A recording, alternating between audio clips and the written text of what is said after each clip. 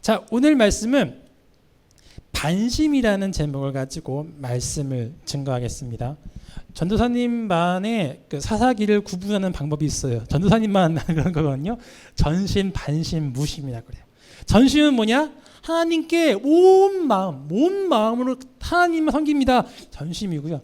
반심은 뭡니까? 오늘 말씀의 제목인데요. 하나님께 마음 반, 세상에 마음 반. 하나님 반, 마음 반. 세상과 하나님을 동시에 섬기려고 했던 그러한 어떻게 보면 오늘날 우리의 시대의 모습, 하나님에 대한 마음, 그것을 바로 반심이라고 이야기하죠. 자, 이 반심은 과연 어떠한 마음이며 그 반심은 미래에 어떻게 신앙이 변질될까요? 오늘 기드온의 말씀을 통하여서 반심의 신앙이 무엇인지 한번 알아보도록 하겠습니다. 자, 우리는 계속해서 사사기 말씀을 보고 있습니다. 사사기라는 것은 여호수아가 가나안 땅을 정복한 다음 시대를 이야기해요. 땅을 정복했으니까 이제 그 땅에서 정착하고 농경사회, 땅에다가 농사를 지을 수 있는 농경사회가 시작이 되었죠. 그 농경사회를 여러분 사람 대표적인 인물로서 12개의 시대, 12개의 시간적 흐름으로 볼 수 있습니다. 첫 번째 시간이 온니엘, 에훗, 삼갈, 드보라입니다. 기드온, 돌라, 야엘, 입다, 입산, 엘론, 압돈, 여러분이 잘 알고 있는 삼손까지 12명의 대표적인 인물로 시간을 바라볼 수 있어요. 그리고 위에 있는 것은 신앙이 좋은 것, 가면 갈수록 신앙이 퇴보되고 떨어지고 있다는 것을 보일 수 있습니다. 자, 온니엘은 어떠한 사람이었느냐? 말 그대로 전심의 사람이었어요. 모세에게 배운 대로, 여호수아에게 배운 대로 하나님만 섬기고 목에 칼이 들어와도 하나님, 물론 농사 짓죠. 그렇지만 하나님께 모든 것 드립니다 했던 전심의 시대, 하나님이 기뻐 도와주셨죠. 그런데 그 이후에 사람들의 마음이 바뀌기 시작합니다. 그것은 왜냐? 바로 농경사회 땅 때문이었어요. 보니까 이 땅이라는 것은 굉장히 좋은 것이라고 여러분에게 말씀드렸습니다. 땅에다가 뭘 심으니까 곡식이 나요. 이 곡식이 좋은 것이 무엇이냐? 곡식을 곡간에 들이면 나의 재산이 많아지는 거예요. 많이 벌어서 많이 남길수록 재산이 축적이 돼요. 더 잘 먹고 잘 살자. 내후년에도 먹을 수 있는 수확량이 나오네. 야, 더 열심히 해보자. 자기의 삶에 집중하기 시작했어요. 물론 좋죠. 그런데 문제는 하나님을 내팽개치고 오로지 나의 삶에만 집중하는 거예요. 욕심이 많아지다 보니까 고가에 딱 재산은 넘쳐납니다. 나쁜 점은 무엇이냐? 이제는 하나님께 드리는 시간도 아까운 거예요. 주일날 가서 예배 왜 드려? 1년에 한 번 초막절 아우 가기 싫어. 그 시간에 농사 지으면 더 남는데 그걸 모으지. 심지어 기업을 받지 못했던 레위인이 받아야 될 11조. 야, 11조 왜 줘? 아깝다. 11조 주지 마. 그것도 내 곳간에 들여서 재산을 모으자라고 사람들은 일찍 생각했어요. 땅을 기업을 받지 못했던 레위인들은 먹고 살 수가 없었게 되었습니다. 11조에 의존했죠. 나중에는 레위인들이 굶어 죽기 시작했어요. 살아남은 유대인들은 자기의 48개의 성읍, 사역지, 즉 오늘날로 얘기하자면 교회를 버리고 떠날 수밖에 없었어요. 바로 이때 사람들의 마음은 콩밭에 가 있고 심지어 목회자들, 너희들 그러면 안 됩니다. 하나님께 돌아와야죠. 목숨 걸고 외쳐야 될 목회자들도 도망간 이때 신앙이 급격히 무너지기 시작하죠. 그렇죠. 최후의 보루였던 목회자들이 없다는 거예요. 이때부터 반심의 시대가 열리기 시작합니다. 반심은 뭐라겠죠? 이들은 하나님 확실히 알아요. 봤다니까요. 믿음이 좋은 아빠, 엄마, 할아버지, 할머니 다 있어. 그러니까 왠지 교회에 안 나가면은 찝찝해. 교회에 나가야 되고 안 나가면 저주받을 것 같아. 교회에 나가. 그런데 교회 교회 갔다가 나오는 순간 땡! 이젠 내 마음대로 살 거야. 하나님과 세상을 동시에 섬긴 이 반심의 시대 대부분이죠. 그 중에서도 반심을 가장 잘 보여주는 사람이 바로 이 기드온이라고 전도사님은 생각합니다. 오늘은 기드온은 얘기하자면 보통 믿음의 300용사 기드온 좋은 이야기들이 많지만 오늘은 기드온의 부정적인 면을 주로 볼 것입니다. 그 점 알고 보십시오. 자, 기드온 때 역시나 땅이 중요했습니다. 농경 사회니까요. 농사를 열심히 지으려고 노력합니다. 피땀 눈물 흘려서 하다 보니까 가을이 돼서 이렇게 풍성한 농산물 수확할 수 있는 추수의 때가 이르렀어요. 여러분, 추수의 때가 이르면 주로 뭐 하죠? 이때는 탈곡합니다. 탈곡. 곡식을 몇 단을 잘라다가 놓은 다음에 이걸 땅에다 치든가 아니면 곡식을 나무 막대기로 타작을 하죠. 타작을 하면은 이 알갱이 알곡과 이 지푸라기를 분리한 작업을 바로 탈곡이라고 하잖아요. 그렇죠? 여러분, 탈곡을 할 적에 먼지가 엄청납니다. 1년치 수확물을 한 번에 탈곡을 하니까 그때 날려있는 그 겨와 먼지와 지푸라기가 그냥 먼지가 그냥 뭐 엄청나요. 그리고 나중에 알곡은 고가에 들이지만 지푸라기는 망하니까 불이 태우지 않습니까? 그 연기도 엄청나게 높이 올라가요. 그래서 탈곡의 때에 먼지가 많이 날수록 불길이 높이 솟을수록 풍년이다 흉년이다? 풍년이다. 그것이 바로 그것을 보고 이스라엘 사람들 흐뭇했어요. 야, 올해도 풍년이네. 이젠 잘 먹고 잘 살겠다. 이 고가에 들인 이 곡식 가지고 배불리 먹을 수 있겠네. 잘했어. 그렇게 해야지. 여러분, 그런데 세상인이 마음대로 됩니까? 세상에는 꼭 놀고 먹고 있다가 꼭 그 결정적인 찰나에 그거 다 뺏어가는 사람들 있잖아요. 나쁜 사람들. 그때도 있었어요. 미디안이라는 사람들, 미디안 군대가 보니까 평상시 놀고 먹고 있다가 곡 추수의 때가 되면은 이스라엘 변방에서 먼지가 펄락펄락펄락 이거 연기가 올라오거든. 야, 추수하는구나. 오늘 이번에 풍년이구나. 가서 뺏어오면 그만이에요. 이스라엘 사람들은 1년 동안 수고했던 것이 헛수고가 되어버렸습니다. 그냥 미디안은 한 번 약탈하면 평생 1년 동안 먹고 살 수가 있는 거예요.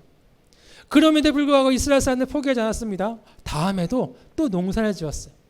피땀 눈물 흘려 농사를 짓는데 또 곡식의 때에 미디안이 약탈해 가고 또 하면 약탈해 가고 그렇게 7년 동안 남는 게 없는 거예요. 엄청나게 열심히 해서 내 삶에 집중했는데 잘 살 줄 알았는데 이상하다 동전 한 입 움켜잡으면 없어지고 없는 거예요. 우리도 그렇잖아요. 진짜 뼈 빠지게 공부하고 노력하고 돈 벌고 하는데 꼭 세상에서 그거 마지막에 결정적으로 등쳐먹는 사람들이 있어. 여러분들은 힘들게 대학 가는데 마지막에 땀 하나 안 흘리고 대학 가는 사람들이 있단 말이야. 그러한 불합리한 세상이 펼쳐지는 거예요. 이스라엘 사람들은 자기가 노력하면 잘 살 줄 알았죠. 착각이었어요. 하나님이 지켜주시고 도와주셔야 그것도 보존되는 거예요. 그러자 이때 당시에 어떠한 사람이 있었는데 기드온이라는 사람, 기드온뿐만이 아닐 것입니다. 한 가지 머리를 쓰기 시작했습니다. 마당에서 타작을 하면 먼지가 나서 미디안이 훔쳐러 오니까 안 되겠다. 조용히 먼지 안 나게 타작을 해야겠다. 그래서 욕조 같은 데다가 아니면 이렇게 보시다시피 포도원 틀이거든요. 포도주 틀 조그마한 수용장 같은 데다가 여기 곡식을 놓고 칼로 하나씩 까기 시작합니다. 어느새 다 까고 있습니까? 심지어 먼지도 내면 안 돼. 즉 겨우겨우 먹고 살 수 있을 정도의 양밖에 추수 못하는 거예요. 지푸라기도 밖에 두면 안 돼. 숨겨놔야 돼. 얼마나 그러면 저 조금밖에 수확 못하지 않습니까? 그렇게 힘들게 살 수밖에 없었어요. 하나님은 그때 이 기드온을 통해서 말씀하십니다. 기드온아, 내가 너를 통해서 너를 군대장관 세우고 너를 통해서 미디안을 무찔러 줄게. 이스라엘을 구원해 줄게 라고 기드온에게 말씀하셨습니다. 그런데 기드온이 이렇게 말합니다. 내가 무엇으로 이스라엘을 구원하리까? 하나님, 사람 잘못 봤어요. 저는 그런 힘 있는 사람이 아니에요. 보소서, 나의 집은 므낫세 중에 극히 약하고 나는 내 아버지 집의 가장 작은 자니이다. 맞아요. 므낫세는 이스라엘 12지파 중에 인구가 제일 작습니다. 레위 지파 다음으로 제일 작은 게 므낫세 지파였어요. 극히 약한 집안이에요. 그 중에서도 므낫세 집안에서도 기드온 아버지가 있는 집안이 제일 가난하고 사람도 없고 인지도도 없고 심지어 정치적인 영향력도 없었어요. 그 중에 기드온이 그 집에서 아들 중에 기드온이 제일 비루하고 약하고 용기 없고 심지어 아버지에게 인정 못 받는 그런 정도의 아들이 바로 기드온이었어. 이렇게 나 같은 인간을 군대 장관 세워서 그 큰 미디안 군대와 싸우신다고요? 하나님, 나는 그런 능력이 가진 사람이 아니에요. 하나님 실수하셨어요. 그런 뜻입니다. 여러분 보십시오. 그런데 하나님은 그러니까 기드온을 뽑으신 것입니다. 만약에 실력이 있어 보십시오. 기골도 장대하고 싸움도 잘하고 머리도 좋아요. 그래서 나중에는 미디안 군대를 무찔렀어요. 그럼 뭐라 그러죠? 내가 능력이 좋아서 내가 잘 싸워서 미디안을 무찌르고 이스라엘 구원했다. 그런데 정말 비루하고 약한 기드온이니까 하나님께서 구원하신 것을 조금도 의심할 수 없는 거예요. 가장 약한 자. 여러분 강합니까? 약합니까? 약하시죠. 하나님께서 쓰실 것입니다. 약한 자를 쓰셔야 하나님이 살아계시다는 것이 더 확실하게 보인다는 말씀이죠. 바로 이렇게 기드온을 군대 장관 세운 이때에 미디안도 본격적으로 침략을 시작합니다. 이제는 미디안 군대가 혼자 오지 않았어요.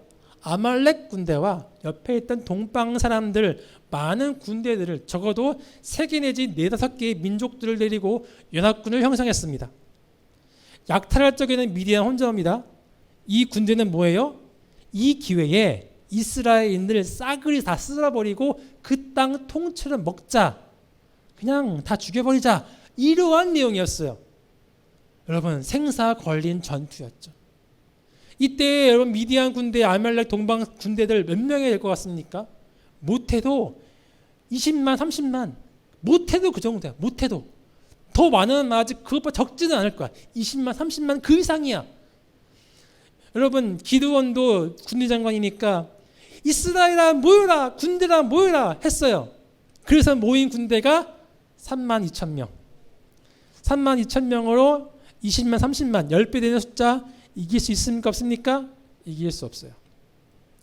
여러분 역사적으로 진짜 놀라운 전법으로 인해 이겼던 적은 있지만 그런 거는 진짜 손 꼽아요. 대부분 지는 거예요. 아마 기드온은 너무 작은 수니까 10,000명만 더, 아니 1,000명만 더 군사를 더 요구했을 거예요. 그래야 이길 수 있는데 이 힘으로는 이길 수 없는데 하나님이 그때 말씀하십니다. 너를 따르는 백성이 너무 많은즉, 야 3만 명 너무 많다.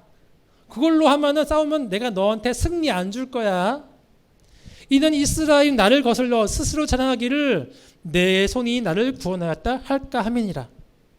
혹시나 3만 명으로 30만 명 이기면은 10분의 1이잖아요. 그러나 이기기 힘들지만 이길 수 있는 확률이 없는 건 아닙니다. 이겼던 적이 있어요. 실제 있어요. 그럼 뭐라고 할까요? 하나님 능력으로? 아니죠. 우리가 지혜로워서 싸움을 잘해서 절묘한 전략으로 자기를 칭송할 거란 말이죠. 3만 명만 있어도 하나님 뭐라 하십니까? 두려워 떠는 자 돌아가라. 아니나 다를까 2만 2천 명이 저 억지로 끌려 나왔어요. 집에 가도 돼요? 집에 갔습니다. 10,000명밖에 남지 않았습니다. 만 명 대 20만 30만이나 싸워야 돼요. 20배 30배 많은 수를 싸워야 돼요. 이길 수 있습니까? 없습니까? 없지만 이겼던 적이 있어. 살수대책 봐봐요. 이기잖아요. 하나님은 10,000명도 많다는 거예요. 혹시나 너의 힘으로 이겼다고 자랑할까 봐. 10,000명 너무 적어. 물가로 내려가라. 10,000명의 군사가 물가에 모였습니다. 물을 보니까 너무 덥고 목마르다 보니까 물을 벌컥벌컥 마시기 시작합니다. 어떤 사람은 너무 물이 고파서 칼을 놓고 두 손으로 마시고 어떤 사람은 칼 쥐고 그냥 개처럼 핥아가지고 마시기도 하고 막 그래요. 그때 하나님께서 말씀하시죠. 내가 이 개처럼 물을 핥아먹는 300명으로 너희를 구원하리라 했는데 많은 분들과 목사님들과 많은 책들이 이렇게 이야기하죠. 하나님이 왜 개처럼 핥아먹는 300명을 왜 쓰셨냐? 아마도 물 때문에 칼을 내팽개치고 물을 두 손으로 먹은 사람은 칼을 내팽개쳤으니까 준비가 안 된 사람이다. 칼을 놓았을 적에 적군 쳐들으면 어떻게 해? 근데 이 사람들은 칼을 쥐고 개처럼 핥아 먹었으니까 준비되어 있는 사람이다. 여러분, 칼이 쥐고 있든 옆에 있든 잡는데 뭐 10분 걸리나요? 1초면 끝나는데 전도사님은 그렇게 보지 않습니다. 핥아 먹든 두 손으로 먹든 그건 중요한 게 아니에요. 300명이 더 적다는 거예요. 300명의 뜻은 뭐냐? 도저히 이길 수 없는 숫자.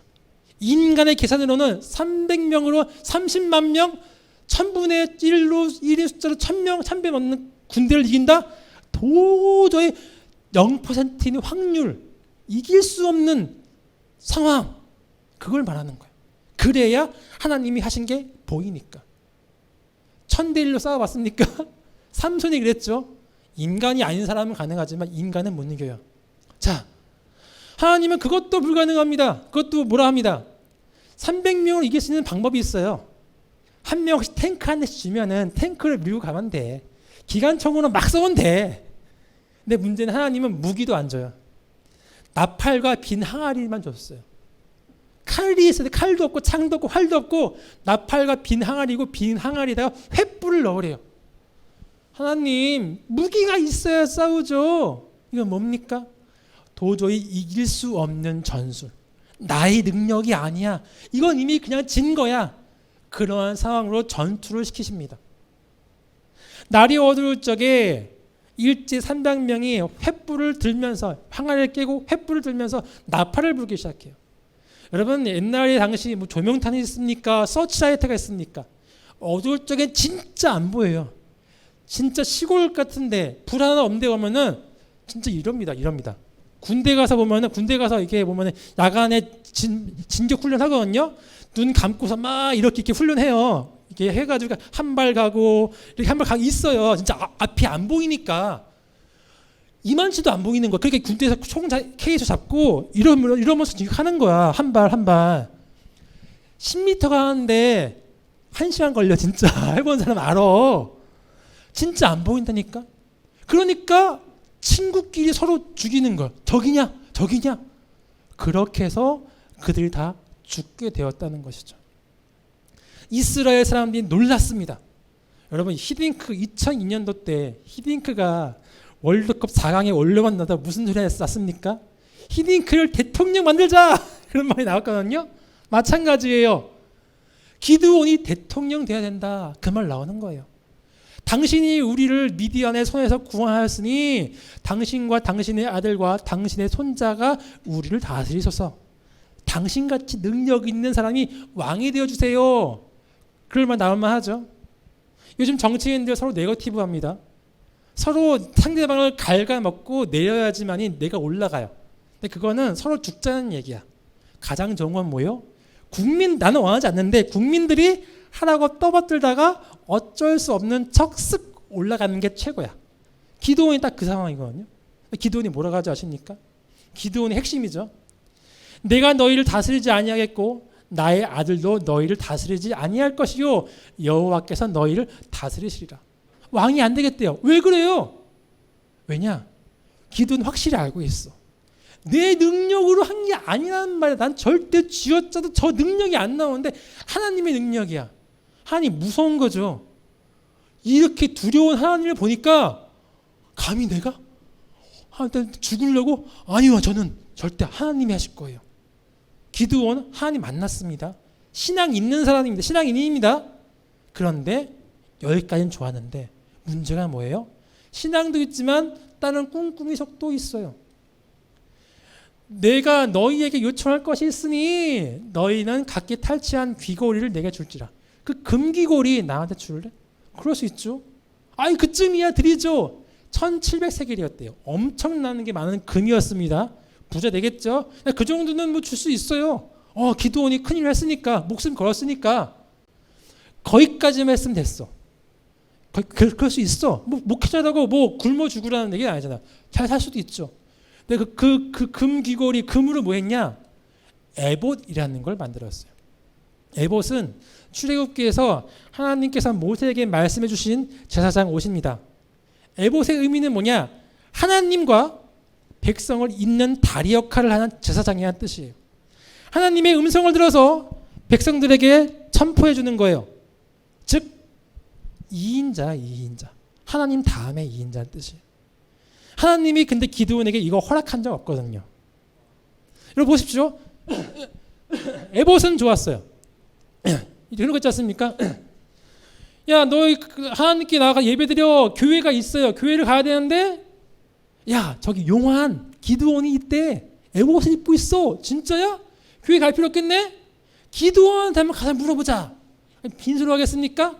저기 약속하지만 이것 좀 쓰세요. 하나님 뜻이 무엇입니까? 가보자. 뜻은 이런 거야.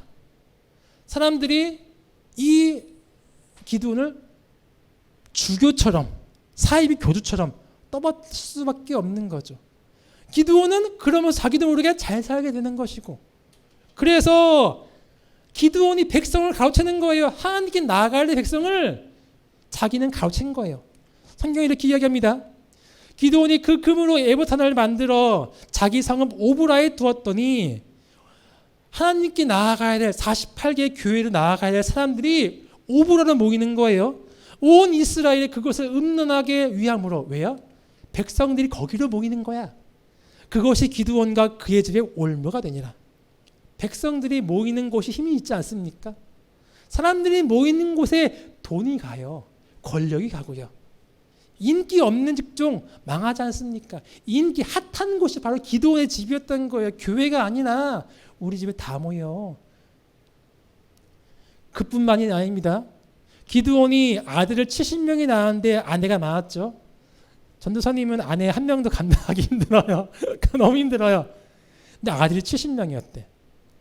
여러분, 아내를 거느린다는 거가 돈이 있어야 가능합니다. 집이 한 채가 아니라는 뜻이에요. 설문조사에 따르니까 애 한 명 대학 보내고 키우는 데까지 요즘 시세로 3억에서 많게는 5억까지 된다고 그래요. 아들 70명이면 5 곱하기 70은 350억. 남자만 70명이니까 딸까지 있겠죠? 100명이 넘죠? 그럼 400억, 500억 막 이렇게 되는 거예요. 500억, 자녀 키우는 것만 550억? 얘네들이 부잣집 아닌데 그냥 사겠습니까? 잘 살죠? 거의 뭐 애들만 700억, 800억? 그럼 기드온은 굶습니까? 잘 살죠? 자산 규모가 뭐 1000억, 2000억? 왕은 아닌데 왕처럼 살아. 핵심은 뭐냐? 세겜에 나왔던 아들이 있었는데 그의 이름이 아비멜렉이었거든요. 이 이름의 뜻이 무엇이냐? 히브리어로 아비멜렉이라는 것은 아버지는 왕이시다. 기드온은 왕이 될 수는 없었어요. 하나님이 두려우니까. 신앙이 있는데 욕심도 있어. 기드온이 왕처럼 살았어. 영원한 2인자인데 하나님의 백성을 가로찬 그러한 사람. 하나님과 세상을 동시에 섬기는 욕심 많은 기드온이었다는 거예요. 그것이 바로 반심의 기드온이었습니다. 예수님께서는 이렇게 세상과 하나님을 동시에 섬기는 사람을 뭐라 그럴까요? 이렇게 말씀하시죠. 한 사람이 두 주인을 섬기지 못할 것이니 혹은 이를 미워하고 저를 사랑하거나 혹은 이를 중히 여기고 저를 경히 여김이라. 너희가 하나님과 재물을 겸하여 섬기지 못하느니라. 재물이라는 것은 만몬이라고 우리 얘기하거든요. 만몬 신이라고 하는 물질에 대한 그런 만몬이라고 있습니다. 즉 세상은 곧 물질 세계예요. 재물과 볼 수 있어요. 하나님과 세상을 겸하여 섬기지 못한다. 예수님의 뜻은 무엇이냐? 밥만 가는 거? 마음이 없는 거야. 전도사님이 결혼을 해보니까 사랑의 뭔지를 조금은 알겠어요. 결혼하기 전에는 이 여자한테 자존심이 있죠. 그래도 남자의 자존심이 있으니까 한 90% 정도는 주고 10%는 내 거 가져야지. 나를 지켜야지. 나의 프라이버시가 있는데. 그러면서 마음을 다 주지 않았어요. 90%는 많이 준 거지. 근데 계속 싸우게 되는 거야. 그러다 보니까. 내게 있으니까 그 10%로 싸우는 거야. 나중에 99%까지 줬어요. 1% 남았어. 그래도 그러는 거야. 그때 알았어요. 100%가 아니면 사랑하는 것이 아니구나. 전심이 아니고 99%의 반심? 그거는 마음이 없는 거예요. 내가 당신을 위해서 내가 집도 주고 차도 줄게. 그런데 내 목숨은 못 줘. 사랑하지 않는 거예요. 정말 사랑하는 건 내 가장 귀중한 목숨 줄게. 이게 사랑 100%라는 뜻이에요. 그래서 결혼 준비는 집 구하고 차 구하고 살 집 돈 모으고 이게 아니라 내가 당신을 위해 내 몫은 바칠 수 있습니다. 이 각오가 됐을 적에 결혼 준비가 끝났다. 내가 전심이다. 그때가 결혼하는 거예요. 마찬가지입니다. 하나님께 99%만 주고 그래요? 하나님 섬기는 게 아닙니다. 그거는 내가 구원받을 수 있나 의심을 가져봐야 돼요. 하나님과 세상 가운데 방황하지 마십시오. 방황한다 자체가 이미 구원받기 힘들다는 거예요. 구원받을 사람은 확실합니다. 이것이 아니면 나 죽는다. 전심이다. 기도원처럼 하나님 있는지 알면서 뒤에서 내 거 다 추스리는 사람 되지 마시고 하나님께 나아가길 바랍니다. 그러면 하나님은 미디안이 와서 뺏어가게 안 두세요. 오히려 욥처럼 더 풍성하게 주시는 분이 하나님이십니다. 그런 하나님을 의지할 수 있는 저 여러분 되기를 소망하겠습니다.